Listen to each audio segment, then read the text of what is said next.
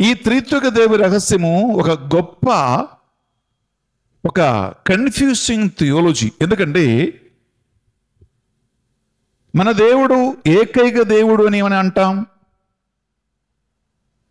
ఆ విశ్వాసాన్ని మనం ప్రకటిస్తాము. కానీ ఆ దేవుల్లో ముగ్గురు వ్యక్తులు, తండ్రి, కుమార, పవిత్రాత్మ దేవుడు.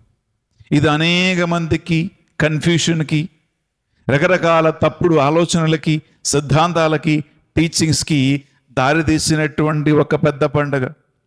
ఎందుకంటే ఏకైక దేవుడు అంటాడు, ఆ దేవుడు ముగ్గురు ఉంటారంటారు. ఇదేంటి ఏకైక దేవుడు ఏంటి, ముగ్గురు వ్యక్తులేంటి?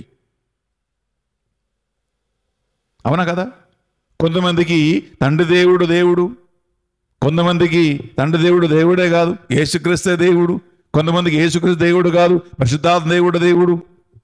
లేదా అందుకే నేను స్టార్టింగ్లో అన్నాను, మనిషి బుద్ధితో నీవు దీన్ని అస్సలు ఎక్స్ప్లెయిన్ చేయలేవు.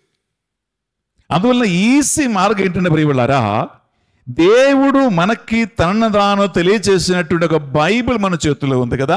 ఈ బైబిల్ తెలియచేస్తా ఉంది దేవుడు ఏకైక దేవుడు. ఆ దేవుల్లో ముగ్గురు వ్యక్తులు, ముగ్గురు స్వభావాలతో కూడినటువంటి పిల్లరా, ముగ్గురు వ్యక్తిత్వముతో కూడినటువంటి ప్రెసెన్స్ ఉంది అని ఈ బైబిలే మనకి తెలియచేస్తా ఉంది. ఎవరో మనుషులు చెప్పింది కాదు, మన ఆశయం సంఘ బైబిల్లో ఉంది. నువ్వు ఏ బైబిల్ను తీసుకో, ఏ సంఘ బైబిల్ను తీసుకో, ఆ అన్ని బైబిల్లో దేవ రహస్యము, త్రిత్విక దేవ రహస్యము మనకి బైబిల్ తెలియజేస్తూ ఉంటుంది.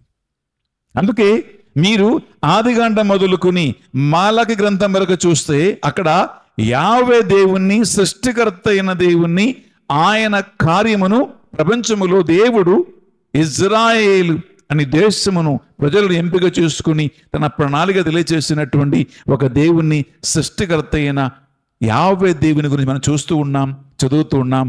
ఆయన పంపించినటువంటి ప్రవక్తల, న్యాయాధిపతుల, రాజుల, అభిషక్తుల కార్యములన్నీ కూడా మనం చదువుతూ ఉన్నాం.